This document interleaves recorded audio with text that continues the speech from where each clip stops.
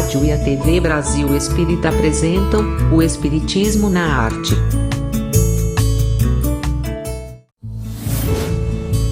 Apresentação: Leila Brandão.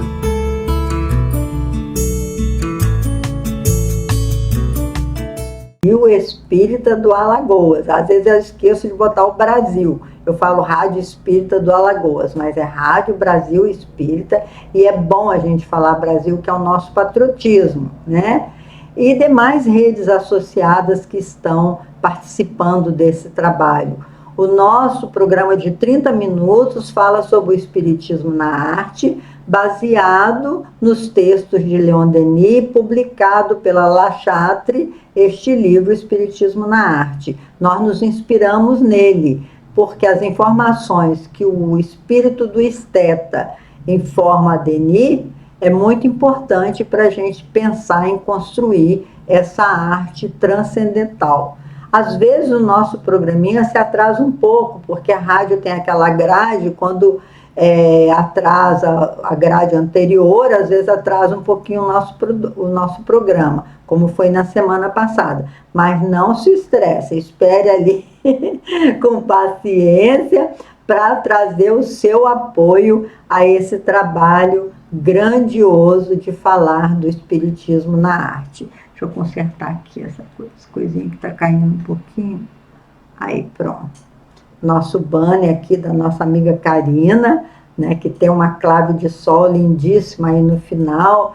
Tem o caracol, né, que é aquele movimento do Fibonacci, né, aquele estudioso matemático que descobriu essa forma de caracol em várias coisas, inclusive na semente dos girassóis. Aqui pode-se prever quantas sementinhas tem pelo projeto Fibonacci. E essas flores, meus amigos, foi uma amiga muito querida do coração, uma poetisa aqui do Rio, que enviou para mostrar a sua gratidão pelo programa, né? Ficou muito empolgada, porque ela é uma artista, ela é uma poeta, e pintora também. Então ela ficou tão agradecida pelo programa que ela envia homenagem a todos nós. Muito obrigada, Tereza Cristina, e o nosso grupo de meditação também. Mas, enfim, a semana passada nós vimos o senso artístico. O senso artístico, como diz Leon Denis, o esteta dizendo Leon Denis, é a compreensão do belo. Você compreender o que é belo, que tem que ter harmonia, equilíbrio, tem que ter harmonia em tudo, né? Essa compreensão nós desenvolvemos ao longo das nossas múltiplas existências. Não é assim, nenhuma conquista humana é sem esforço. Nós temos que fazer um esforço nessa direção. E os espíritos dizem que a gente gasta mais de uma encarnação para compreender o senso artístico, para desenvolver esse senso artístico. No programa de hoje, nós vamos falar sobre a trajetória da arte. Lembramos que Denis disse: os artistas do iluminismo vieram desde a Grécia, passando pela arte renascentista de Luís XIV. A arte da Grécia, a pintura, a escultura, a arquitetura, foram muito imitadas, porque era uma arte muito avançada para aquele tempo, né? Os desenhos dóricos e jônicos, né, daquelas colunas, é simplesmente fantástico. Aquele grande pintor e arquiteto Fídias, que trouxe aquelas formas, aquela forma dórica é maravilhoso, aquelas colunas assim que tem aquelas ondas, né? As colunas jônicas. Depois Luís XIV, que fala que esses iluministas vieram de lá, depois chegaram em Luís XIV, século XVII, XVIII, o estilo Luís XIV teve 3 períodos. Durante o primeiro período, a arte tinha o estilo barroco importado da Itália, por isso aqui nós estamos falando na França, né? O Château de Maison, o Château de Versailles. Eu tive a oportunidade de conhecer o Château de Versailles que coisa bonita, gente, que estilo maravilhoso aquele barroco importado da Itália. Os móveis são enormes, decorados com uma profusão de esculturas e dourados. O período final do estilo de Luís XIV foi o uso da decoração em ferro forjado e a maior utilização de desenhos e arabescos. Então, isso daí foi a época barroca, né, de Luís XIV.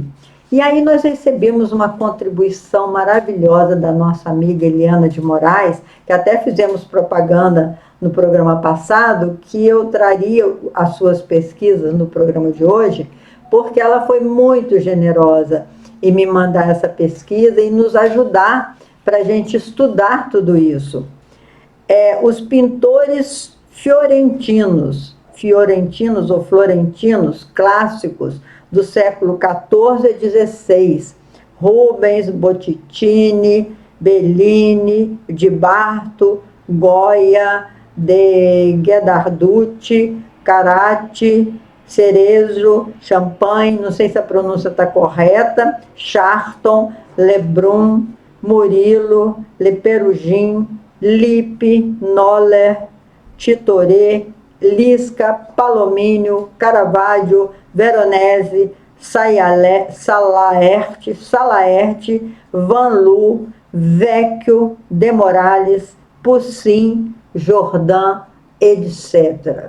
Muitos espíritos do século XIV e XVI estariam de volta aí. Aí a pergunta é, sabemos que a arte não se aprende apenas em uma encarnação. Todos esses, ou alguns desses, estariam de volta agora? Nós nos perguntamos, né? Porque quando você passeia por Florença e vê trabalho desses artistas todos, é simplesmente magnífico. E como disse a nossa irmã na sua pesquisa, dicas sobre os pintores. Observe a pintura. Se tiver luz salpicada e gente amargurada, é Manet. Aí ela já está falando dos impressionistas. Então, deixa eu chegar nos impressionistas primeiro. Tivemos no século XIX o romantismo, com Goya, Delacroix, Ruskin, etc. O realismo, o impressionismo, o pós-impressionismo e o simbolismo. Renoir, Monet, Manet, Delacroix, Van Gogh. E depois disso, a arte moderna. Então, desses impressionistas, pós-impressionistas e do simbolismo, ela trouxe umas observações interessantes para a gente pensar. Se você vê, observa a pintura, se você vê luz salpicada e gente amargurada na fisionomia, a arte é de Manet, né? Ou Manet. A luz salpicada e pessoas felizes festejando é Renoir. Luz e sombra multicolorido, mas não há personagens. Você vê várias paisagens com luz e sombras, na maioria das paisagens, é Monet. Ele tem quadro com pessoas também, mas é mais comum ele pintar sem personagens, sem pessoas. Então, quando você vê aquele impressionismo, porque qual que é a diferença da pintura impressionista para a pintura clássica? Na pintura na pintura clássica, não poderia ter pinceladas com muita tinta e nem cores muito vivas. E as sombras eram todas em marrom, né? Aquelas variantes de sombra marrom. E não se poderia também pintar ao ar livre. Olha que coisa interessante. Agora a gente entende por que Van Gogh saiu da Holanda e foi para a França, nesse movimento impressionista, porque em contato com a natureza ele tinha muito mais luz, né? Por isso que Van Gogh falava assim, eu quero a luz que vem de dentro, que as cores falem da minha emoção. Mas ele vivia buscando mais luminosidade, né? Até ele entender que a luz mais forte que ele tinha é essa, que vinha de dentro dele mesmo. Então, voltando às observações, Quando o quadro não tem personagem e tem essa pincelada mais cheia de tinta, né? Por isso chama impressionismo. É tão interessante isso, porque quando Monet pintou o primeiro quadro dele, que ele chamou de Impressões do Sol Nascente, ele não falou que era um quadro, era uma pintura, ele disse era impressões, porque não era considerado pintura quando usava essa quantidade enorme de tinta, era chamado de impressões. Olha que coisa interessante. Se as pinturas têm muita gente, mas também um monte de loucura sem sentido, é Bosch. Então, quando você vê uma pintura que tem bastante tinta, tem sombras no azul, não só no marrom, né? E tem muita coisa, muita gente, muito detalhe, e muitas vezes esses detalhes não têm sentido para você, você tem que interpretar, então é Bosch. Se existem enormes bumbuns, né, nas pinturas, aqueles nus com enormes bumbuns, o pintor é Rubens. Se todo mundo é bonito, nu e sarado, é Michelangelo. Se todas as pessoas, incluindo as mulheres, parecem com Vladimir Putin, então é Van Eyck. Eu achei muito interessante isso, que tem umas pinturas que até o santo se parece com Putin mesmo, né? Aquela cara branca, assim, comprida. Paisagem do Senhor dos Anéis, com uma névoa azul estranha, e Madonna aristocrática de cabelos ondulados e nariz arrebitados, é Da Vinci.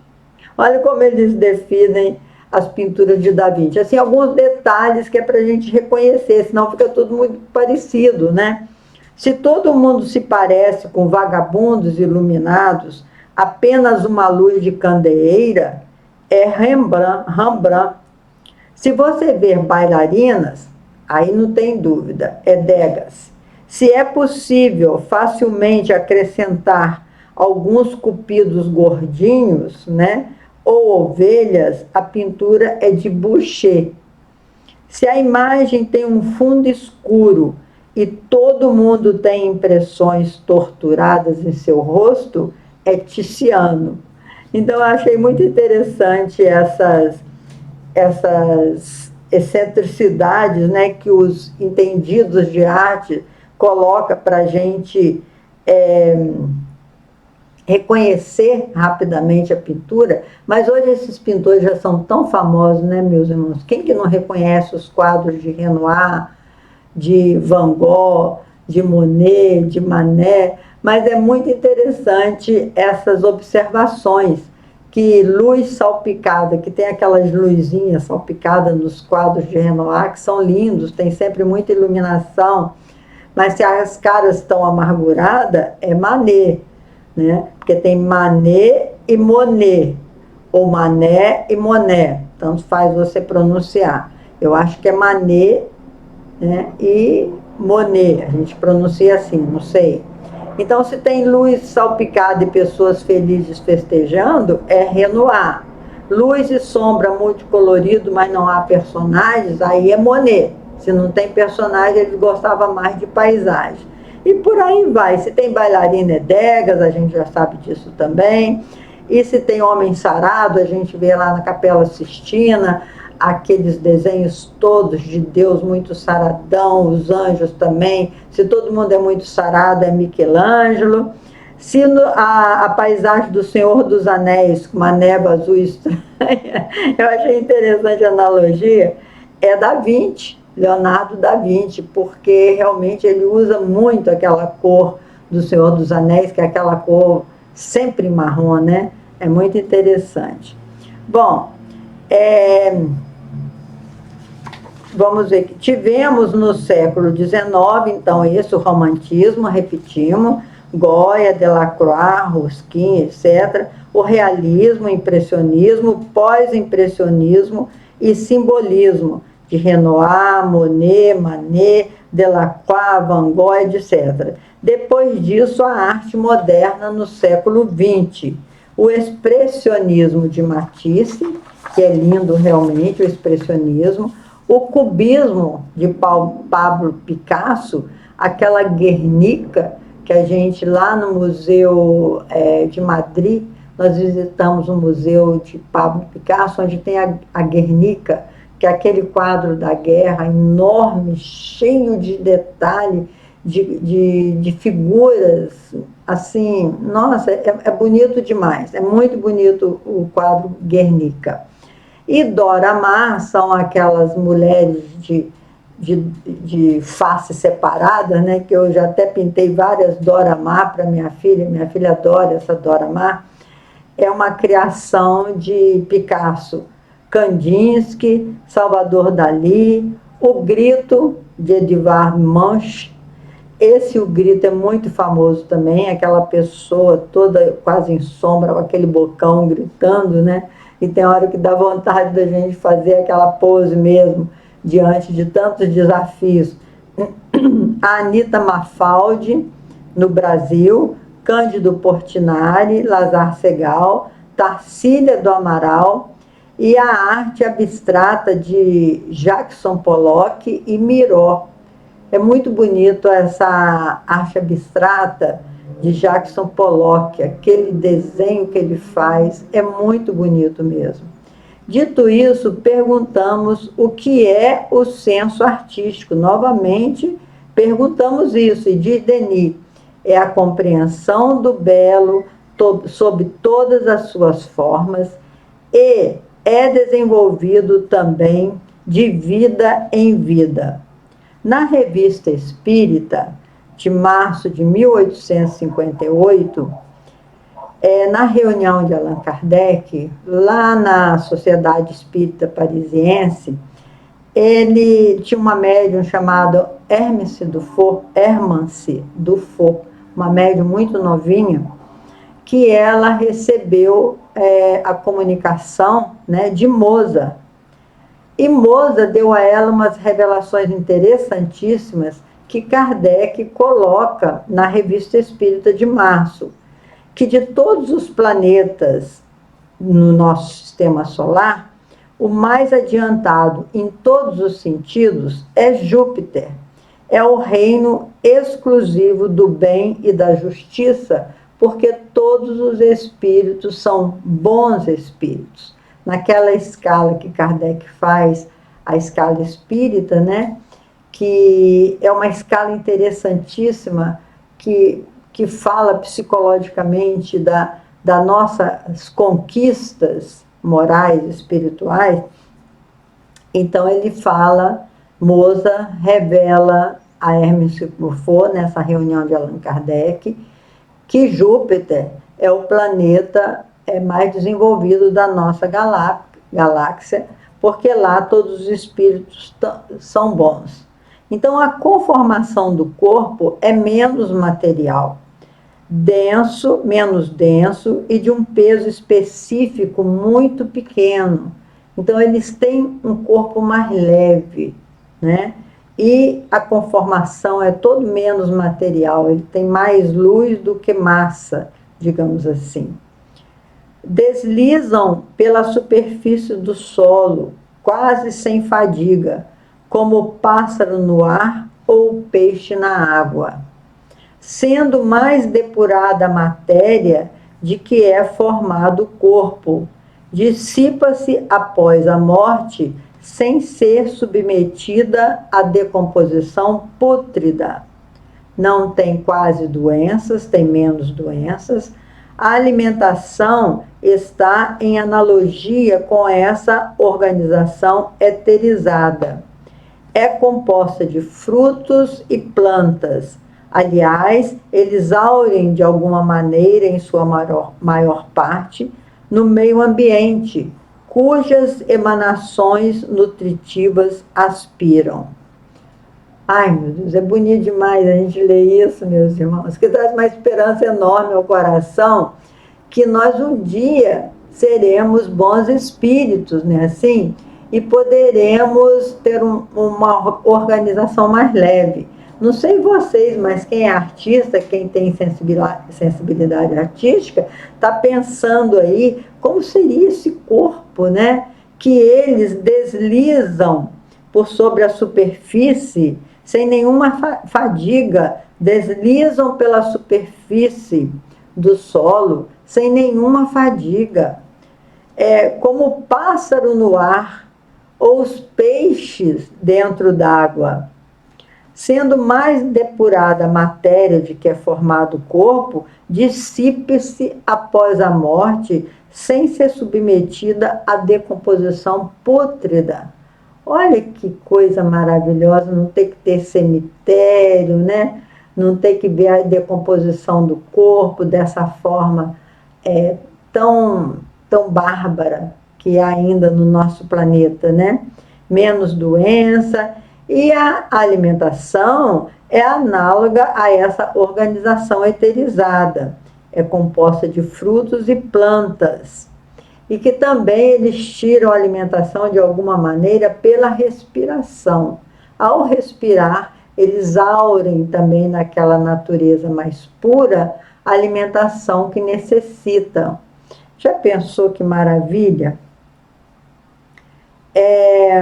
A duração da vida é proporcionalmente muito maior do que a vida na Terra. A média equivale a cerca de 5 dos nossos séculos. A média equivale a 500 anos. 5 dos nossos séculos, a gente conta, né, por ano, o nosso tempo é contado cada ano com uma volta que nós damos em torno do Sol. E quando nós fazemos uma volta em torno do Sol, 1 ano, 2 anos, 3 anos, 100 voltas é um século. Então, a idade deles, a média da idade deles, pode ser para mais ou para menos, cerca de 5 séculos. Então, você vê que o tempo não existe, o tempo é uma abstração mesmo. De modo que o desenvolvimento é também muito rápido e a infância dura apenas alguns de nossos meses. Então, é como um cachorrinho, digamos assim, né, para fazer uma analogia, que o bichinho nasce, daí 5, 6 dias já está correndo para todo lado, já está mamando, já está se desenvolvendo, né? Então, a infância em Júpiter, segundo as informações desse texto que Allan Kardec publicou na Revista Espírita, a infância muito curta, que a nossa infância terrena é muito longa. A gente gasta no mínimo 7 anos para a gente conseguir sobreviver sozinhos, né? Se defender, se alimentar, fazer tudo sozinhos, com raras exceções. E hoje em dia também os meninos, as crianças já estão nascendo com mais chips do que a nossa geração. Então eles já são mais rápidos em tudo, até porque tem que lidar com essas máquinas hipermodernas, com esses aparelhos supermodernos, eles já têm chips bem mais evoluídos, né? Já tem mais sinapses no cérebro do que nós. Percepções mais apuradas, intuição e comunicação pelo pensamento, sem excluir, claro, a linguagem, mas eles podem se comunicar pelo pensamento. E não temem a morte, porque a morte realmente, para eles, é uma coisa natural e eles vão sair da vida a hora que bem entenderem. Ai, meu Deus, é tudo que nós sonhávamos, né? E imagina como seria a arte nesses mundos de bons espíritos. Nós estamos falando de bons, ainda não estamos falando de espíritos dos mundos celestes, né? Nós estamos falando dos mundos de bons espíritos, que ainda tem alguma imperfeição. E aí ele conta também, Mozart contou também que Mozart é habitante de Júpiter, ele tem uma casa lá e diz que Cervantes também tem. Então ele relata para Hermes Dufour que quando vai um terráqueo lá em Júpiter, né, alguns terráqueos que já têm algumas conquistas e podem em desdobramento, mesmo estando na parte espiritual, eles têm que se desdobrar, porque são dimensões diferentes. Quando vai algum terráqueo lá em Júpiter, eles não têm quase brilho. Eles logo identificam, esse aí é da Terra, porque eles são mais densos, né? Nós ainda somos mais densos, até perispiritualmente falando. Então, a nossa meta de perfeição na Terra, de aperfeiçoamento, é aperfeiçoar esse corpo espiritual que todos nós recebemos, para usufruirmos desses diversos mundos habitados e que a gente possa viajar por esses mundos. Mas aí o nosso corpo perispiritual terá que estar mais leve, mais rarefeito.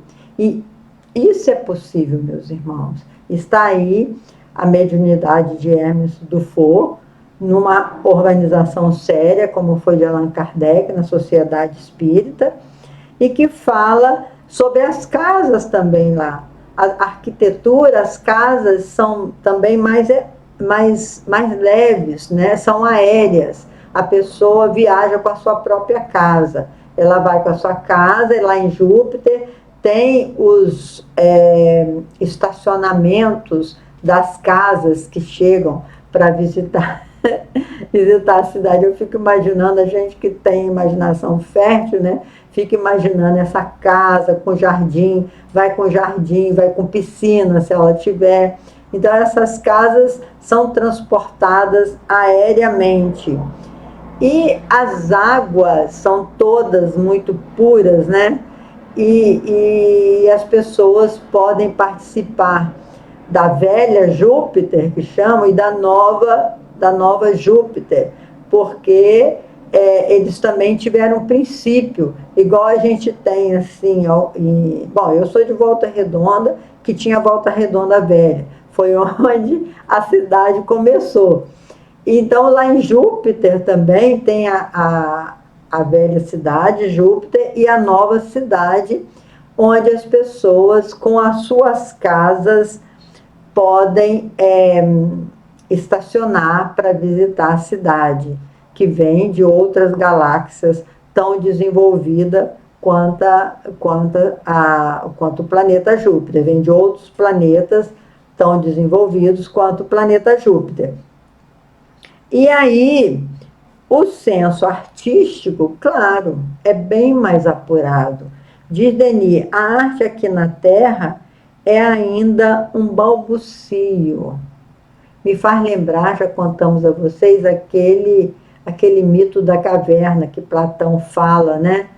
Que a gente parece que vive num teatro de sombras, que aqui a Terra representa as coisas que tem no espaço, só que de forma mais grosseira, menos sutil, menos rarefeito pelos elementos materiais que nós precisamos absorver para estarmos aqui encarnados na Terra.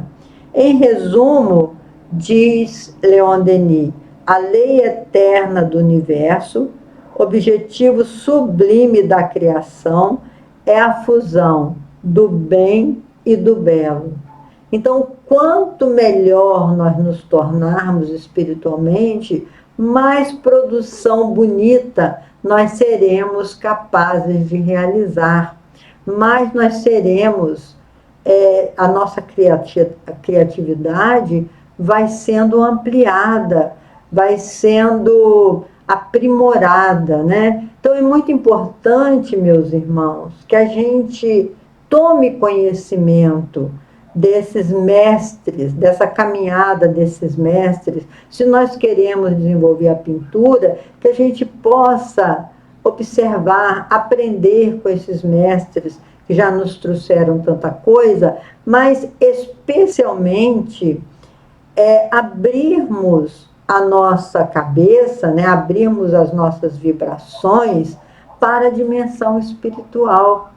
Porque esse grande historiador, que eu já até falei nele, Arnold Toynbee, ele diz que nós criamos uma ruptura com a nossa alma. Ele fala isso baseado no estudo que ele faz das ascendência e queda das civilizações.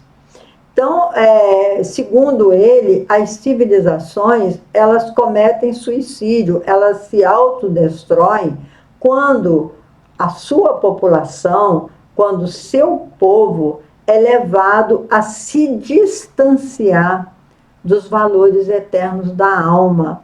Quando nós nos distanciamos da nossa eternidade, da nossa imortalidade, nós endurecemos a nossa alma e captamos muito pouco dessa dimensão mais ampla da vida, que nós estamos inseridos num contexto enorme, num contexto que a gente não chega a entender a lógica do pensamento de Deus, né? Já falamos nisso.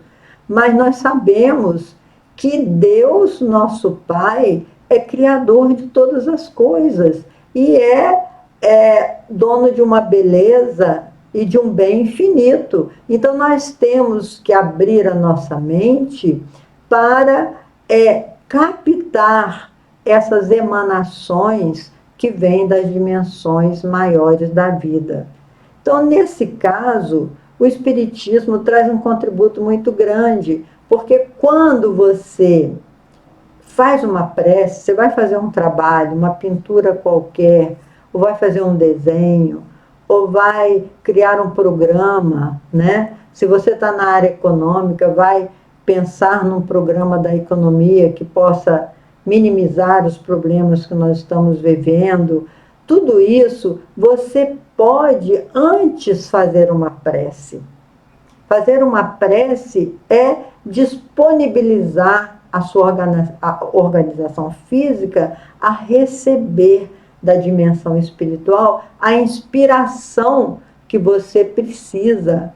Como eu já falei em programas anteriores, diz Denis que nós fazemos parte de uma sociedade na dimensão espiritual, da qual nos vinculamos para trazer alguns benefícios para a Terra. Digamos que você está na arte da ciência, na arte da pesquisa, que tudo é arte. Tudo é a busca da beleza e do bem. Se você está na arte da ciência, você está na arte da pintura, se você está na arte da comunicação, você se filia a esses departamentos na dimensão espiritual, e quando você faz uma prece, nós não estamos abandonados na Terra, nós estamos super protegidos pelo nosso Pai Celestial.